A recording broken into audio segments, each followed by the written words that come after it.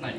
आणि म्हणून मग हा जो कार्यक्रम आहे हा यासाठी महत्वाचा आहे की आपण स्वतःला सोडलं तर आपलं अस्तित्व आपण निर्माण करू शकू, आणि आपले अस्तित्व जर निर्माण केलं तर या देशामध्ये आपला देखील हातभार लागू शकेल. वनिताताईंचा म्हणजे अनिताताईंचा हातभार लागला ना देश सेवेला. 10 अनिताताई तयार झाल्या तर अनिताताईंच्या काय नुकसान होणार आहे का? हे विचार तुम्हाला करावा लागेल.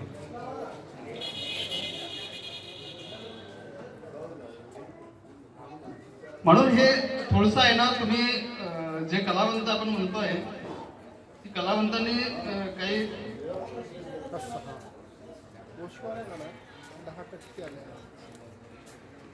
काल परवा ना म्हणजे कार्तिक भाऊ सोबत भांडता मला पण काही सुचलं ते मी तुम्हाला सांगतोय.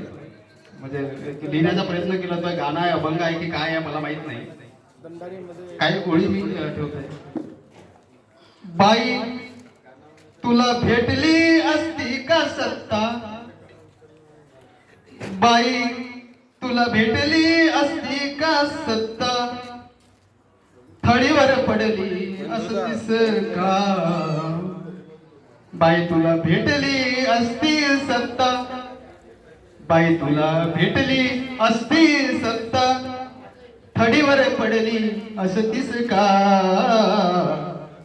पोरगा साहेब झाला असता तर जिंदगीभर रडली असं दिस का. ती पोरगा साहेब झाला असता तर जिंदगीभर रडली असं दिस का. धन्यवाद. आमच्या सरिताताई यापुढे थोडंसं महिलांना या ठिकाणी आहेत त्या मार्गदर्शन करतील अशी विनंती करतो.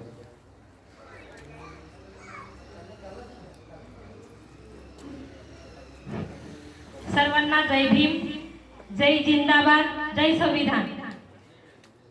मंचावर असलेले उपस्थित सर्व पाहुणे मंडळी आणि माझ्या समाजातील सर्व समाज बांधव, या ठिकाणी मला तुमच्यासोबत थोडा संवाद साधायची संधी मिळाली.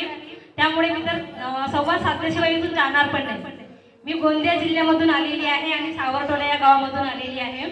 अखिल धीवर विकास समिती संघटनामध्ये मी पण सदस्य आहे आणि माझ्या गावातील जे स्त्री कलावंत आहेत त्यांना मी या मंचावर घेऊन आलेली आहे. तर आज जो या कारध्या या गावामध्ये आपण एवढा मोठा आपल्या समाज बांधवांसाठी कलावंतांचा मेळावा आयोजित करण्यात आलेला आहे. मी तर पहिल्यांदा बघत आहे की माझ्या समाजातील इतके मोठे कलावंत या ठिकाणी उपस्थित झालेले आहेत. एवढेच कलावंत आहेत आपल्या समाजामध्ये, याच्यापेक्षा जास्त आहेत. कदाचित कोणापर्यंत माहिती पोहोचली नसेल किंवा कुणाकडे व्हॉट्सअप नाही आहे त्याच्यामुळे ते बघू शकले नसतील. आणि खरं म्हटलं तर युवकांमध्ये कला नाही आहे का? आहे, पण त्यांना गरज नाहीये असे मेळाव्यांमध्ये यायची. आपल्यालाच का गरज आहे? आता तर तुम्ही 60-70 वर्षावरील सर्व म्हणजे तुमच्या वयातील लोक सगळे शांतपणे बसलेले आहेत. जेव्हा काकाजींनी सांगितलं की सगळ्यांनी शिस्तबद्ध रांगेमध्ये बसा, सगळे शिस्तबद्ध बसले. कुणाच्या हातात मोबाईल नव्हता, कुणाकडे काही नव्हतं, सगळं व्यवस्थित. सगळे तिन्ही सरांनी जेव्हा आपल्याला आरक्षणाबद्दल माहिती समजून सांगितली तेव्हा सगळ्यांनी शांत चित्ताने ऐकलेलं आहे. आपल्या पुढच्या पिढीला गरज नाही का इथे येऊन ऐकण्याची? आपल्या तरुणींना नाही का गरज इथे येऊन आपल्या आरक्षणाबद्दलची माहिती ऐकायची? हे आता खूप झालं. पण आता आपण जे लोक या ठिकाणी उपस्थित आहोत, इथून आपल्याला जे काही विचारवंतांनी आपल्या पुढे मनोगत व्यक्त केलेलं आहे तर तेवढा मोठा प्रस्ताव आपल्या पुढे सादर केलेला आहे. ते जर आपण आपल्या गावामध्ये जाऊन आपल्या समाज बांधवांपर्यंत पोहोचवलं तर खूप महत्वाचं ठरेल आपल्यासाठी.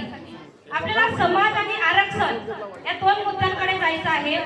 आपला धीवर समाज हा खरंच विखुरलेला आहे. भंडारा आणि गोंदिया जिल्हा आपण म्हणतो की तलावांचा जिल्हा आहे तलावांचा जिल्हा. तुमच्या परिसरामध्ये आता सगळ्यांच्या बोलण्यामध्ये नदी आलं. नदी, तलाव, ओढे असतील, जिथं जिथं आपण मासेमारी करतो, आपला समाज मासेमारी करतो, खरंच तिथं आज आपला हक्क राहिलेला आहे का?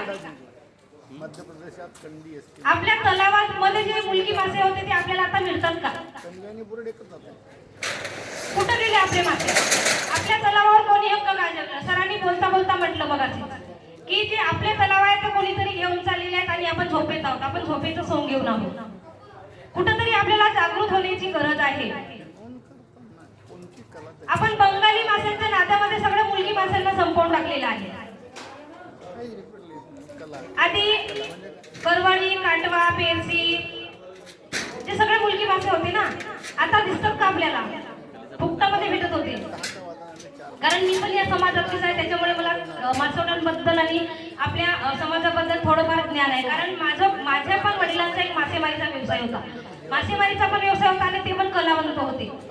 तर ती पारंपरिक जी कला आहे आणि पारंपरिक जो आपला मासेमारीचा व्यवसाय आहे हा तो कसा टिकून राहील याच्याकडे आपल्याला खूप बारकाईने लक्ष द्यायचं आहे.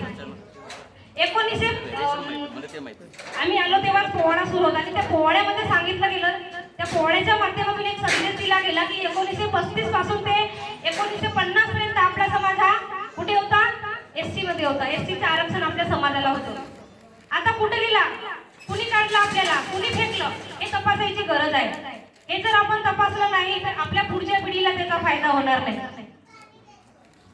फक्त राजकारणासाठी नाही की मला आता 5 वर्ष झाले पुन्हा आता आपल्याला जसं एसटीचं आरक्षण लागू होतं आणि जसे जसे जागा निघाल्या तसं तसं आपण त्या पदांवर म्हणजे सरपंच असो किंवा जिल्हा परिषद असो तो आपण त्या जागेवर जातो. पण फक्त राजकीय स्थिती नाही तर आपण बघितलं तर आर्थिक पण मुद्दा खूप महत्वाचा आहे. बघा ना, आपल्या समाजातील मुलांना शिकण्याची म्हणजे त्यांची आवड असते, इच्छा असते, पण शिकू शकत नाही का?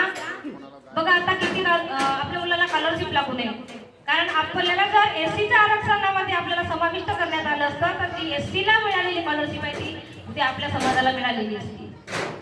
डिग्री घेणाऱ्या ज्या मुली आहेत 95,000, 1,00,000 त्यांची फीस आहे का आमची लायक तेवढं शिकवायची? त्याच्यामुळे आज आपलं मुलं कुठंतरी शिक्षणामध्ये मागे पडत आहे. डिग्री घेऊ शकत नाहीये, डॉक्टर इंजिनियर होऊ शकत नाहीये. पुढचं एक आहे की आपल्याकडे जे ज्ञान आहे, जे मासेमारीचं तुमच्याकडे ज्ञान आहे ते इतर समाजाकडे आहे का? फक्त ते ठेका घेऊ शकतात. मासे ते पकडू शकत नाही. कुठल्या जाळ्याने कुठले मासे पकडायचे हे त्यांना माहिती नाही, ते तुम्हाला शिकवावं लागतं.